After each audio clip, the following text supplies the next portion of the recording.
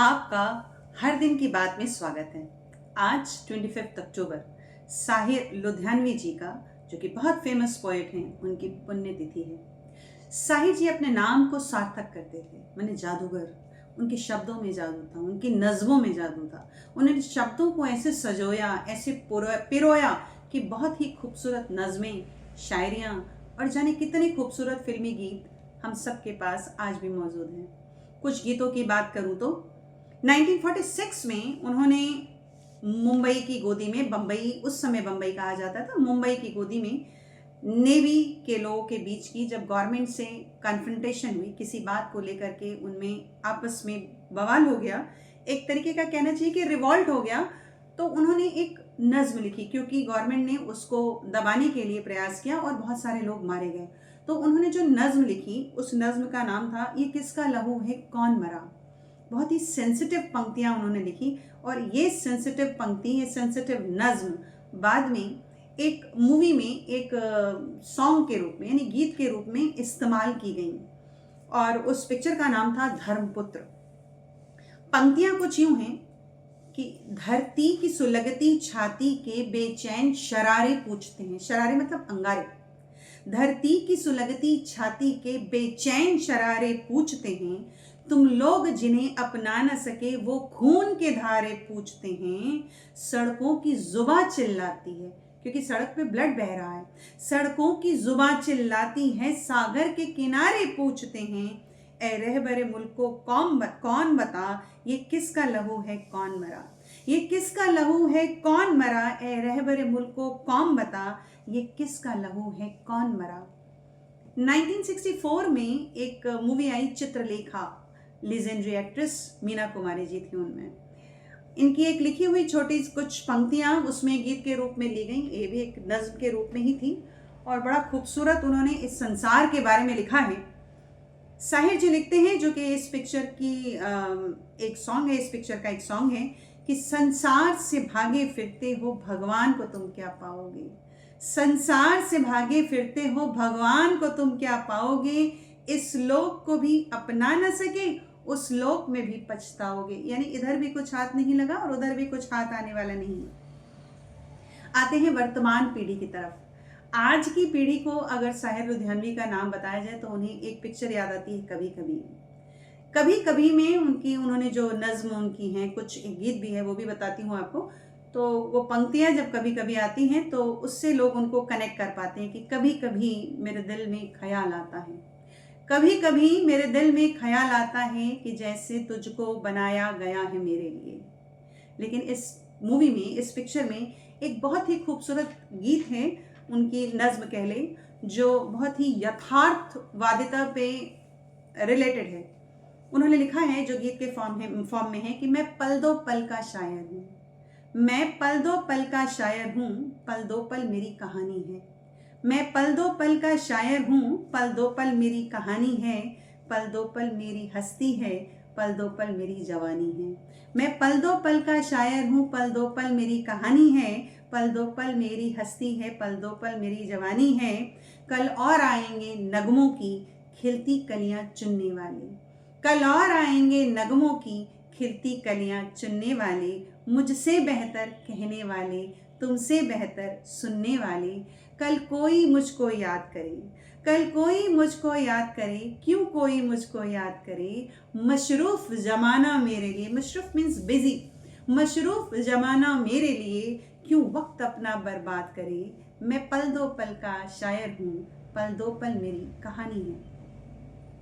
अब बात करते हैं जिंदगी की फिलॉसफी की, यानी हमेशा मस्त रहिए, खुश रहिए। पिक्चर का नाम है हम दोनों। देवानंद जी हैं इसमें।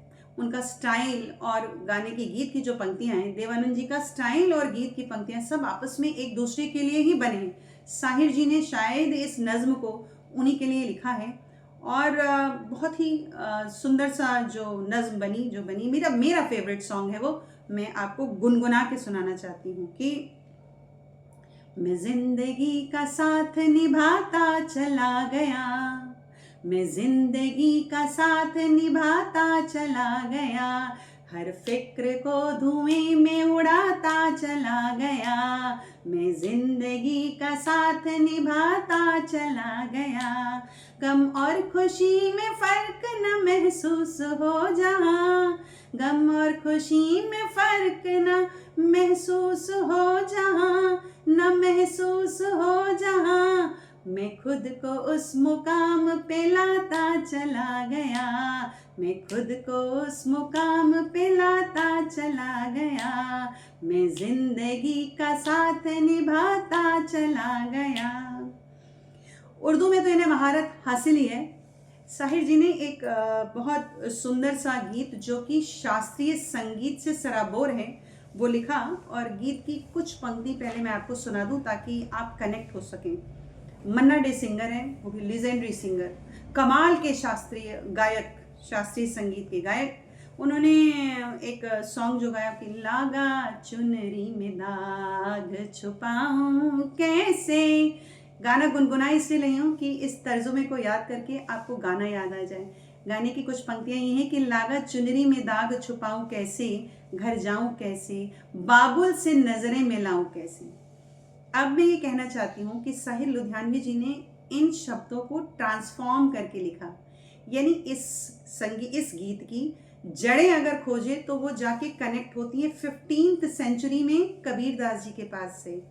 इस सॉन्ग का थॉट साहिर जी के अंदर, साहिर जी के दिमाग में किस तरीके से आया होगा वो मैं आपको सुनाती हूँ कि कबीरदास जी ने इस रचना को कुछ इस तरीके से लिखा है।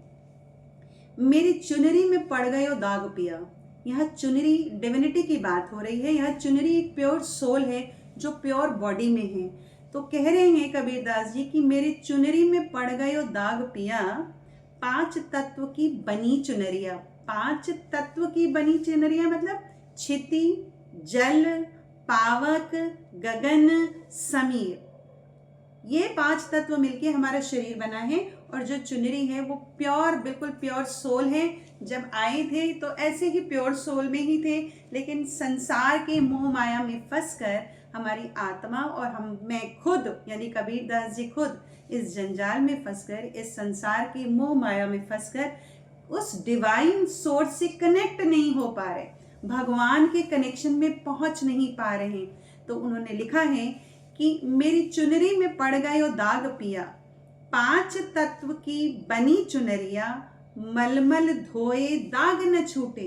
यानी मेरे कर्मों के जो दाग मेरी आत्मा पे पड़ गए हैं, मेरे शरीर पे पड़ गए हैं, मैं उसको मल मल के साफ करने की कोशिश कर रहा हूँ पर वो साफ नहीं हो रहे। तो मेरी चुनरी में पड़ गए ओ दाग पिया, 5 तत्व की बनी चुनरिया, मलमल धोए दाग न छूटे। ज्ञान का साबुन लाए पिया, ज्ञान का साबुन लाए पिया, सोप जो है वो नॉलेज का है। ज्ञान का साबुन लाए पिया, कहत कबीर दाग तब छूटे, जब साहिब अपनाए पिया। यानी जब भगवान ने मुझको गले लगा लिया, जब उन्होंने मुझे सन्मार्ग पे डाल दिया, अच्छे कामों की तरफ डाल दिया, तब मैं उन दागों को छुड़ा पाया। मैं रिपीट करना पसंद करूंगी कि मेरी चुनरी में पड़ गए ओ दाग पिया, 5 तत्व की बनी चुनरिया, मलमल धोए दाग न छूटे। ज्ञान का साबुन लाए पिया, कहत कबीर दाग तब छूटे, जब साहिब अपनाए लिया, मेरे चुनरी में पड़ गए ओ दाग पिया।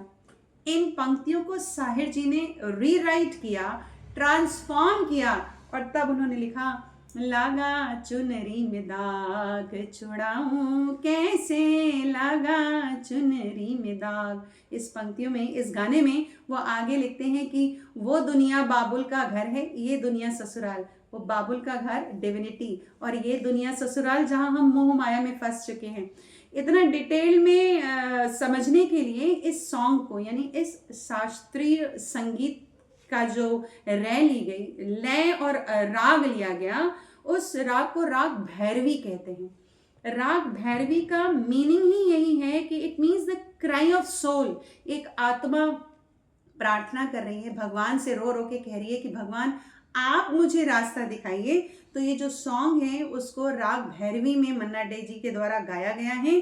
और इस राग का मीनिंग है cry of soul, means the raga of music to connect with God. तो साहिर लुधियानवी जी को सिर्फ उर्दू में ही महारत नहीं हासिल थी, उन्हें बड़े खूबसूरत हिंदी के एक शास्त्रीय संगीत का एक उदाहरण यहाँ मिल गया। तो मैं उनको बहुत प्रणाम करती हूँ। मेरी इस वीडियो को देखें ज़रूर, पसंद आए तो लाइक करें, शेयर और सब्सक्राइब भी करें।